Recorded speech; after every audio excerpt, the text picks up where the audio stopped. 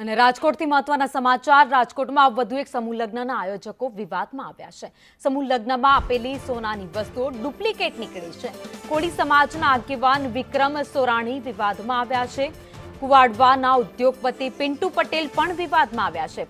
શિવાજી સેનાના વિક્રમ સોરાણી, પિન્ટુ પટેલ વિવાદમાં આવ્યા છે। દાતાઓએ દાગીના અન્ય વસ્તુઓ આપી હતી। આયોજકોનું કહેવું છે ખોટી વસ્તુ હશે તો બદલી આપવામાં આવશે। આયોજકોએ જે લોકો परिवारना हता तेमने पण कह्युं छे तो 27 एप्रिले 555 दीकरीओना समूह लग्न योजाया हता।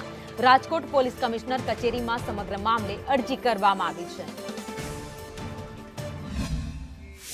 हाल जे सोशल मीडिया में जे 555 दीकरीना जे समूह लग्न ने लईने जे मुद्दो चाले छे એ મુદ્દામાં જે ખોટા દાગીનાને લઈને અત્યારે મેસેજ હતો એમાં વિક્રમભાઈ અત્યારે બાહેધરી આપે છે કે જે વ્યક્તિને ખોટા કોઈ પણ દાગીના આવી ગયા હોય તો મારી ઓફિસે આવી જજો, એને પરત કરી દેવામાં આવશે।